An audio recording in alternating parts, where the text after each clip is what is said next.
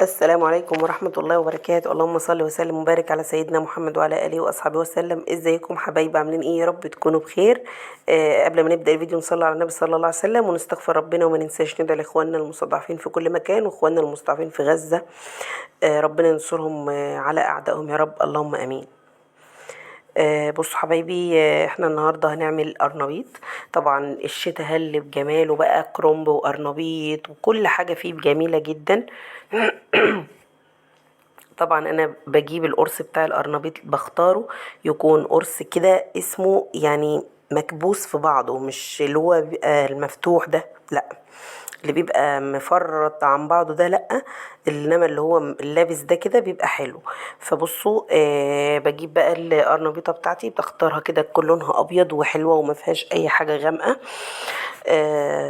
وبعد كده بمسك القرنبيط اضيرها، اقلبها يعني على وشها، وبعد كده بجيب السكينة وبفضل بقى ماشية عليها حتة حتة كده زي ما انتوا شايفين. والزهرة بتاعتي بقى بقطعها، سواء بقى عايزة القطعة تكون كبيرة ماشي، عايزاها تكون صغيرة ماشي، زي ما انتوا حابين يا حبايبي. انا مثلا بنحب القرنبيط القطع بتاعته تكون كبيره، في ناس بتحب القرنبيط القطع صغيره. خدوا بالكم، القرنبيط بيتعمل بكذا طريقه، ممكن يتعمل قطع كبيره او قطع صغيره، او يتهرس كده بشوكه، او ويتحط عليه الخلطه ويتعمل بانيه كده زي قطع البانيه، او يتعمل قرص كده زي العجه. انت بقى الطريقه اللي انت حابه تعمليه بيها، المهم في الاخر الطعم بيبقى طعمه جميل جدا.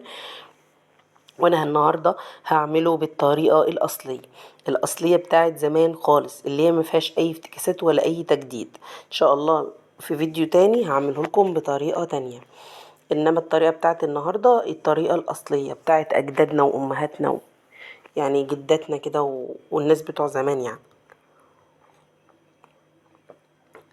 هناخد بقى القرنبيطه بتاعتنا بعد ما نقطعها كويس جدا. ناخد الزهره، بعد كده برمي الراس بتاعتها، خلاص مش عايزاها. هحط بقى عندي حلة على البوتاجاز فيها مية تكون بتغلي، وبحط فيها، هقول لكم دلوقتي هنعمل ايه الاول قبل ما انسى.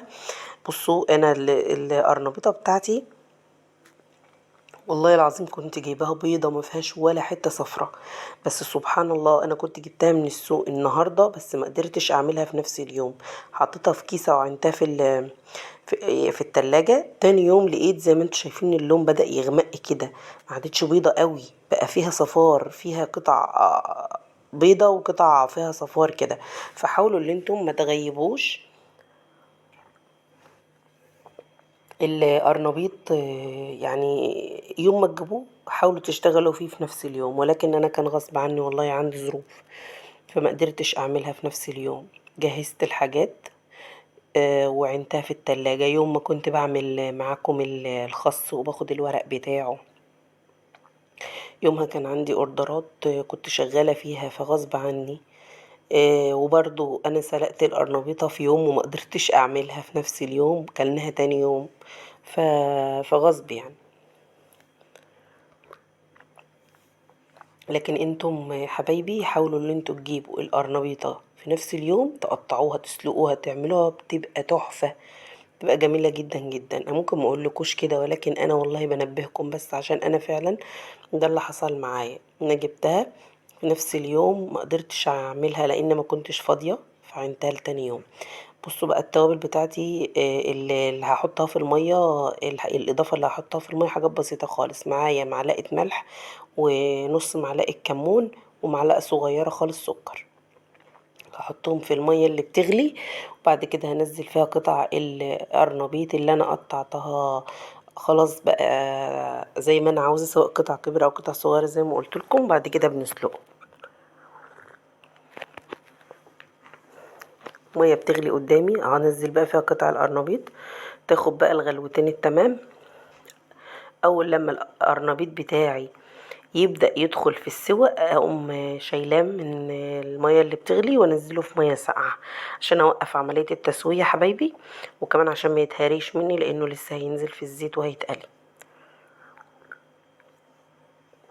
عندي طبق او بولة فيها مية ساقعة، انزل فيها القرنبيط اللي انا شلته من المية اللي بتغلي او المية السخنة. القرنبيط ما بيغيبش زيه زي الكرنب، يا دوبك تقلبتين كده وخلصت يعني. عشان ما يتهريش منكم تحاولوا ان انتم ما تخلوش يدخل في التسوية كاملة يعني، يا دوبك يبقى خلاص هحس ان هو داخل في تسوية. عشان ما يتهريش اشيله من المية اللي بتغلي او المية السخنة واحطه في مية ساقعة عشان اوقف عملية التسوية. قبل ما الفيديو ياخدنا حبايبي، صلوا على النبي واستغفروا ربنا. وما تنسوش تدعوا لاخواننا في غزة وفلسطين، ربنا ينصرهم على عدوهم يا رب. وادعوا لاخواننا المستضعفين في كل مكان، في السودان وفي كل بقاع الارض يا رب. اي حد عنده اي مشاكل في البلد بتاعته، ربنا يا رب يفك الكرب عندهم يا رب وعندنا يا رب، اللهم امين. ويحفظ لنا بلدنا يا رب، اللهم امين. وما تنسوش تدعوا لبعض وتدعوا لي معاكم دعوة حلوة بظهر الغيب. انا هنا بالشوكة بختبر القرنبيط القطعة قدامكم، بعرف كنا بتدخل بكل سهولة ولكن مش مهري. اه بصوا ما شاء الله اللهم بارك، ولكن مش مهري. كده هو مظبوط 100%. دوبك هيدخل بعد كده بقى اللي يتقلي هيبقى مستوي وتحفة يعني ان شاء الله.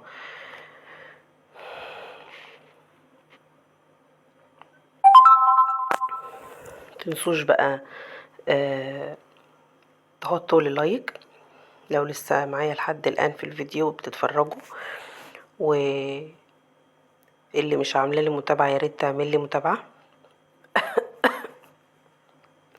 حطوا اللايك بقى حبايبي، وشيروا الفيديوهات، شيروا الفيديوهات كتير يعني، اعملوا شير كتير على كل صفحاتكم وعلى كل وسائل التواصل. يعني مثلا شيروا على الماسنجر، على الفيس، على الواتس، لكل حبايبكم قولوا لهم خشوا اتفرجوا على الصفحة دي.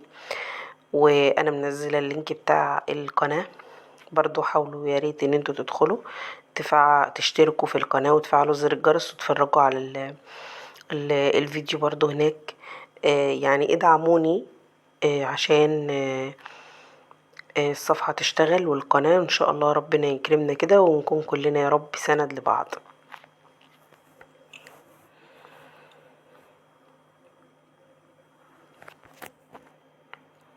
بجيب بقى مصفى اصفي عليها القرنبيط اللي انا شلته من المية الساقعة، احطه بقى ينشف خالص من المية دي يعني اصفيه، عشان بعد كده هعمل له التتبيلة بتاعته وهنزله فيه.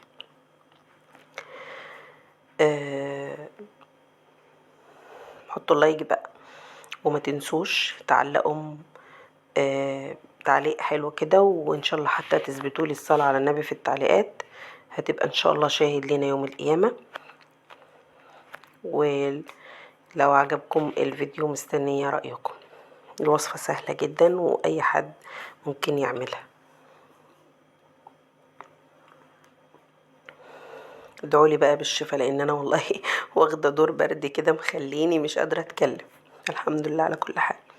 انا ماسكه في ايدي كوبايه الشاي بشرب بق واتكلم لاني مش قادره اتكلم اصلا. فالحمد لله على كل حال.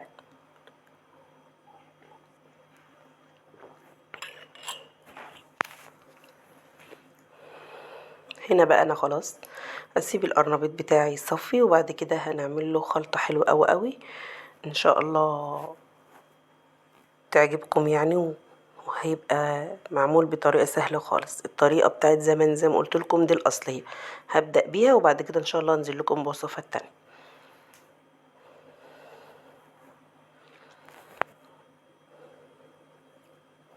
معايا خضرة متقطعة،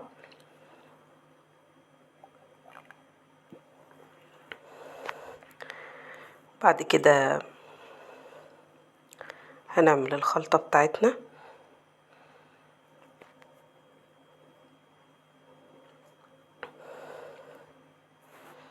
مش عارفة ازاي هنا المقطع كان متبدل، ولكن انا الحمد لله لحقته وظبطته هنعمل بقى الخلطة بتاعتنا اللي هي التتبيلة بتاعت القرنبيط بتاعنا اللي احنا هنقليه، اللي احنا هنحطه فيها، وبعد كده هناخده نقليه في الزيت. معايا هنا لبن، وممكن لبن ومية، وانا عملت كده فعلا، حطيت كوبايتين 2 لبن، وهحط معاهم كوباية مية او نص كوباية مية كده، ومعايا بيضتين والخضرة اللي انا مقطعاها.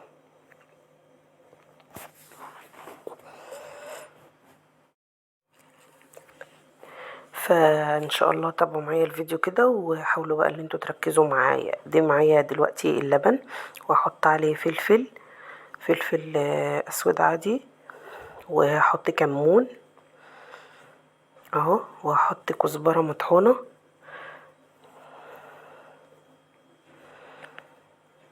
اهم حاجة الفلفل والكمون. الكمون اساسي، قرنبيط يعني كمون زيه زي الكرنب، فهيبقى فلفل، كمون، كزبرة، وكزبرة مش كتير. بعد كده الاضافات الزيادة دي اختياري، هو ده الاساسي، واللي عايز يضيف الاضافات الزيادة اختياري. هحط بصل بودر، توم بودر، رشة كاري، يعني حاجة كده بسيطة، كركم، بصل بودر، توم بودر، ولكن دي مش أساسية. الأساسي عندي في القرنبيط ملح وفلفل وكمون والبيكنج باودر أو البيكنج صودا بس. الزيادة ده من عندكم، اللي حابب ان هو يزود حاجة يزودها، وبتبقى حلوة ومش وحشة، يعني بتدي برضو ايه، اضافة حلوة. ان شاء الله هعمل لكم بقى المره الجايه الطريقه بتاعه كنتاكي الغلابه، يعني اللي هو القرنبيط اللي هو كانه فراخ كريسبي، او الفراخ المقرمشه، بيبقى من غير بيض خالص. فانا حبيت الاول انزل معاكم بالطريقه الاصليه اللي هي هنضيف فيها بيض، وزي ما انتوا شايفين لبن بقى والتوابل وكده والخضره. دي الطريقه الاصليه. فاحنا هنا معانا زي ما قلت، هحط مثلا كوبايتين لبن، ممكن عايزة احط كوبايتين لبن وكوباية مية على حسب الكمية. فانا حطيت هنا لبن، 2 لبن ونص مية متهيألي ان شاء الله كده على ما اتذكر يعني. وبحط بعد كده بقى الفلفل والكمون، كزبرة، ملح، ده الاساسي، والبيكنج باودر او البيكنج صودا اللي هو الكربوناتو، بس كده. انا هنا زودت كان معايا كوبايه لبن، احط كمان كوبايه، وبعد كده متهيألي كده احط معايا كمان نص كوبايه ميه على حسب بقى الكميه اللي انتوا حابين تعملوها. ومعايا بيضتين، عايزين تزودوا براحتكم، ولكن خير الامور الوسط. انا حطيت بيضتين على الكميه لان انا ما كنتش هعمل كتير. القرنبيطه بتاعتي صغيره، اللي عاوز يحط بقى 3 4 زي ما هو عاوز. بصراحه الخلطه دي بتبقى تحفه، تتاكل حاف، مش شرط يبقى فيها قرنبيط او حاجه. الخلطه دي ينفع تعملي بيها كل حاجه، ينفع تعملي فيها بطاطس، بدنجان، بتبقى حلوه قوي. تعملها زي بانيه كده وبتقليها، الحاجه بتطلع تحفه بصراحه. زي ما انتوا شايفين انا هنا عملت التتبيله بتاعتي والخلطه اللي انا هنزل فيها القرنبيط. وبعد كده بقى بحط، بعد ما عملت السوائل، جهزت اللبن والميه او اللبن بس، وحطيت عليه التوابل والبيكنج باودر. بعد كده هحط معايا كوبايتين دقيق ونص كوبايه نشا، وهزود بعد كده حوالي كمان نص كوبايه دقيق. يعني انتم على حسب الكميه اللي انتم هتعملوها براحتكم. دقيق، نشا، مش كتير، يدوبك حوالي نص كوباية، مع كوبايتين ونص او 3 دقيق على حسب كمية القرنبيط اللي عندك. لبن او لبن ومية، ممكن تعملي بمية بس من غير لبن، ولكن اللبن والبيض مع بعض بيدوا طعم حلو قوي قوي. بعد كده انا عملت العجينة بتاعتي عجينة وسط كده، مقربة اللي يعني اتقل من عجينة الكريب واخف من عجينة الكيك، فعايزاها تكون عجينة وسط عشان تمسك في قطعة القرنبيط. زي ما انتم شايفين انا ضفت معاكم حوالي نص كوباية مية. اقلب بقى الخلطه بتاعتي الجميله دي، وبعد كده هنزل فيها الخضره واظبط الملح بتاعي. لقيتها عايزه حاجه بسيطه كده من الملح، رحت حاطه لها كمان حبه ملح وحوالي ربع معلقه كمون كمان. انا هنا عامله خضره كتير، دي كزبره على شبت. الخضره بتدي طعم حلو قوي للقرنبيط، ما تستخسروش، ولكن ما تكتروش قوي عشان ما تسودوش وما تغمقوش. فقطعت حوالي حزمه كده مشكله. وقلبتها بقى كويس جدا مع الخلطة. وبعد كده اظبط زي ما قلت لكم الملح وكده، وانزل. انا نزلت حبة الدقيق الباقيين لان حسيت ان الخلطة سايلة كده شوية، وانا عايزاها تكون متماسكة اكتر من كده حبة، يعني حاجة بسيطة كده. فزودت حوالي كمان نص كوباية دقيق، وهقلب بقى. القوام كده هيكون مظبوط معايا. بعد كده بقى انزل فيها قطع القرنبيط تتشرب من الخلطة كده، يا دوبك اقلبها فيها كده تقلبتين وتبقى كلها شاربة من الخلطة بتاعتي. الزيت بتاعي يكون على النار يا دوب يسخن مش يقدح، يسخن. انزل فيه قطع القرنبيط بتاعتي، يتقلع من على الوشين الاتنين. عايزة لون ذهبي كده حلو، وبيطلع ما شاء الله اللهم بارك مقرمش، وطعمه والله تحفة، كان طعمه خطير، طعمه جميل جميل جميل. الحمد لله يعني. انا هنا زي ما قلت لكم زودت ملح وزودت كمون بسيط يعني كده ظبطتها. بعد كده بقى انزل قطع القرنبيط بتاعتي. تمام.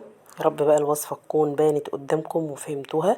واسفل الاطالة، انا مش بحب اطول والله الوصفة بتاعتي خالص، ولكن انا كنت حابة اشرحها كويس عشان لو في حد نفسه يعمل القرنبيط بطريقة زمان، ومثلا يعني ممكن اكون سبب ان انقل الطريقة لحد. طبعا احنا كلنا ستات بيوت وكلنا شطار، محدش قال لي حاجة، والحمد لله احنا النت ما خلاش حاجة يا جماعة. كل واحد فينا عايز وصفة بيجيب طريقتها من على النت مليون حد، وبنختار احنا الطريقة المناسبة. زي ما انتوا شايفين القرنبيط بتاعي بنزل القطعة في الخلطة كده ما شاء الله اللهم بارك، زي ما انتوا شايفين بيتشرب حلو قوي قوي. وبعد كده هاخد بقى القرنبيط، انزله في زيت يكون سخن. زي ما قلت لكم يكون سخن، زيت غزير ويكون سخن. انا جبت حله احسن من انكم تحطوها في مقلايه يعني. حله كده حطيتها وحطيت فيها الزيت عشان ما احطش زيت كتير، وفي نفس الوقت هو انا كنت عايزه اعمل مثلا الطبق ده بس، واي حد يعوز في اي وقت سخن اعمله له. ف زي ما انتوا شايفين يا دوبك خد لون من جنب، وقلبته على اليمة التانية على الجنب التاني. وبعد كده هطلعه على مناديل يتشرب ما شاء الله اللهم بارك كده، عشان يصفي الزيت بتاعه. المناديل تتشرب الزيت عشان هو بصراحة بيمتص الزيت، يعني بمعنى أصح بيبقى فيه زيت، ولكن النشا اللي أنا ضفتها ما بتخليهوش يشرب زيت كتير. بس أنا لازم أصفي أي زوايد عشان ما نتعبش، يعني ناكل اللي نفسنا فيه، بس في نفس الوقت ما نبقاش كأننا بنشرب زيت. بطلع بقى القطع معاكم دلوقتي، انا بطلعها قطعة قطعة على المناديل. والله ما شاء الله اللهم بارك، انا الكاميرا كانت ظلماء اللون كان تحفة وكريسبي ومقرمش وجميل.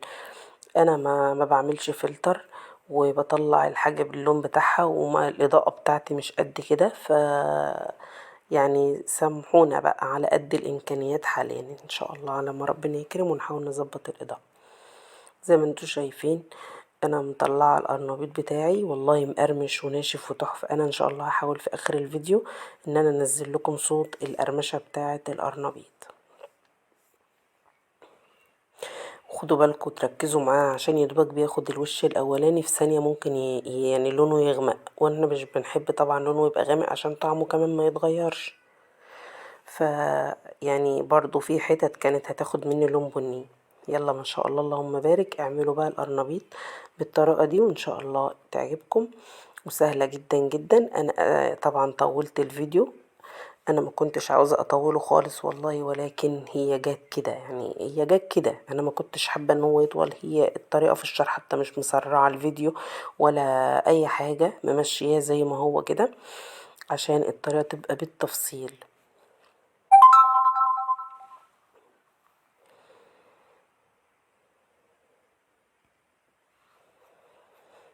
حطوا لايك بقى، واعملوا لي متابعة لو لسه مش عاملين.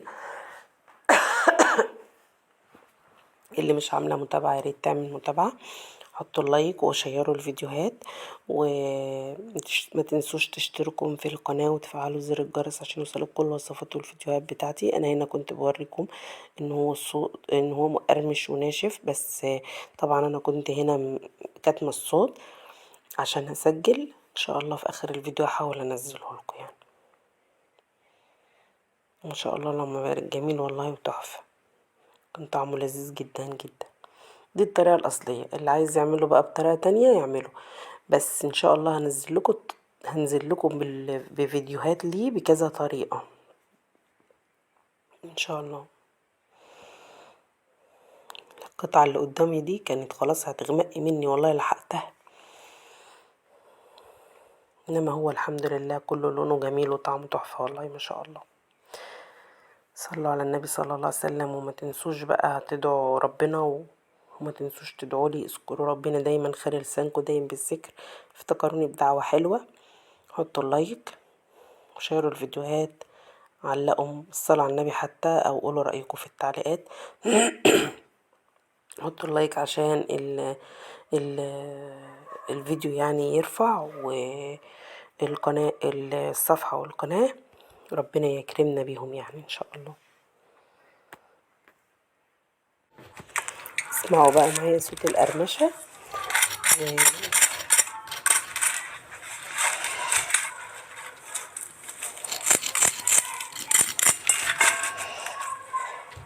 ان شاء الله. اللهم بارك، والله كان مقرمش جدا وتحفة. انا بوريكم ان هو ما شاء الله مقرمش جدا جدا. تحفة. معلقتين النشا اللي زودناهم مخلين القرمشة سوبر صراحة يعني، حاجة كده تحفة ما شاء الله اللهم بارك. طعمه جميل يا جماعة والله. انا بعتذر طبعا عن الصوت. يلا اشوفكم في فيديو جديد، مع السلامة.